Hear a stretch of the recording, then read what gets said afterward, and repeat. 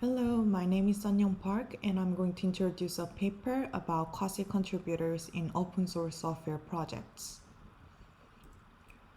I'm going to start with the introduction, and I'm going to show you some data that the authors worked on, and I'm going to finish with a conclusion and some advices that the authors addressed in the paper. So it is important for open source software projects to find the needed workforce to continue evolving. However, it is hard sometimes because external developers they fail to overcome their first contribution barriers. So many developers and newcomers to a project whose contribution was not accepted or not incorporated to source code, they just give up trying after their first fail. So this paper investigates how and why quasi-contributors fail, and at the end, it gives some advices both to quasi-contributors and integrators who are in charge of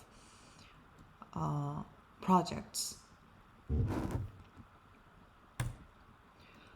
Who are quasi-contributors?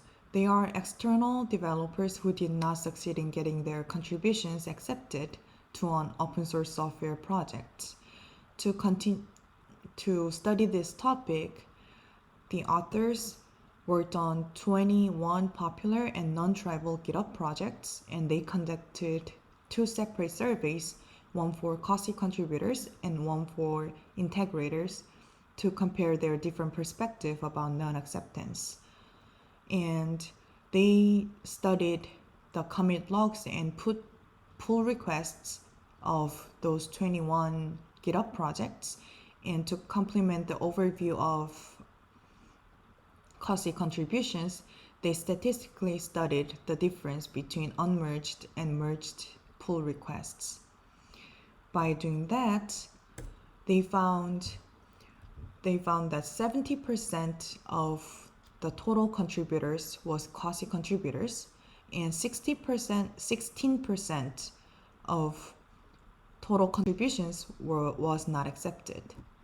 And only 15% of the quasi-contributors performed two or more attempts, and the rest of them, which is 84%, performed only one single attempt, which explains those two data, because even though there are a lot of quasi-contributors, the authors found only 16% of the total contribution was not accepted. And let's see quasi-contributor survey results. From the quasi-contributors' perspective, the most common reason for non-acceptance was duplicated pull requests. This means there was already something in place. Although 52 respondents mentioned this reason, only 7%, about 13% of them disagreed with the non-acceptance. And the second most reason was mismatch between developers and team's vision. In this case, a high number of quasi-contributors, about 60% of them, disagreed with the decision. And we can also observe that the lack of interest from the integrators was presented as the reason for non-acceptance. In this case, 72% of the developers who answered it did not agree with the way that the decision was made. In contrast, integrator survey showed some different results. The most common reason for non-acceptance was pull request not needed or not relevant, followed by guidelines not followed. In this data, one interesting that we can see is no one picked the lack of interest from integrators for a reason. So after these surveys, the researchers manually investigated 263 pull requests, and they cross-validated the results from the two different surveys. And in this analysis, they found that the most common reason for non-acceptance was duplicated pull requests, and the second most reason was quasi-contributors' lack of experience. And the third reason was pull request not needed or not relevant. So let's see how do quasi-contributors perceive their non-acceptance.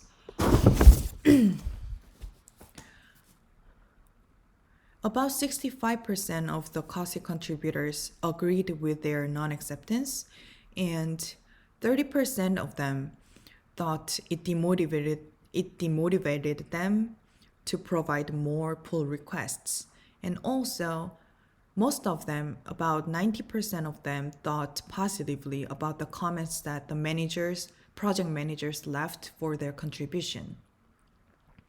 And 30% of the quasi-contributors disagreed with the non-acceptance, and a lot of them thought it demotivated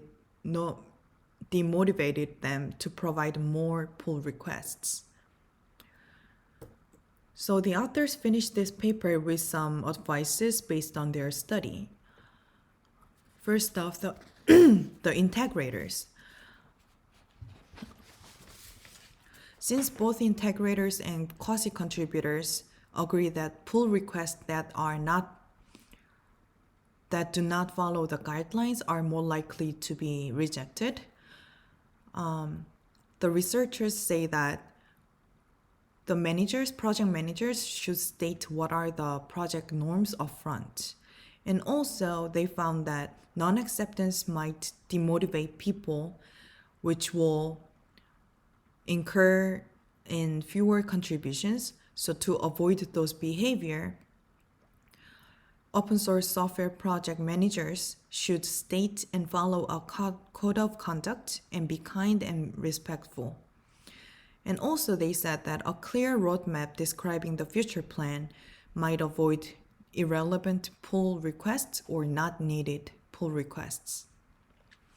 And for newcomers, their surveys and manual analysis showed evidence regarding a lack of commitment of quasi-contributors.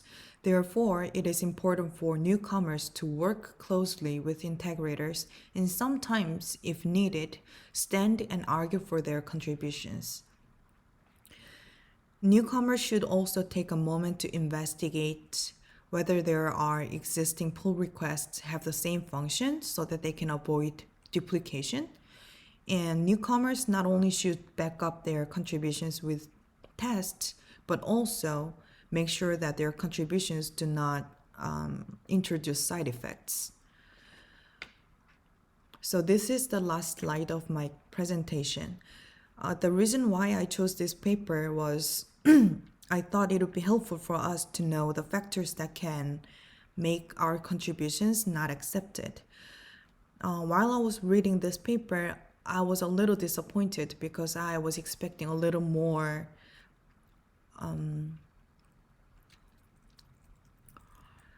delicate data, but however, it was easy to understand as a person that has not contributed to open source projects yet. So I hope this was helpful for you as well. Thank you.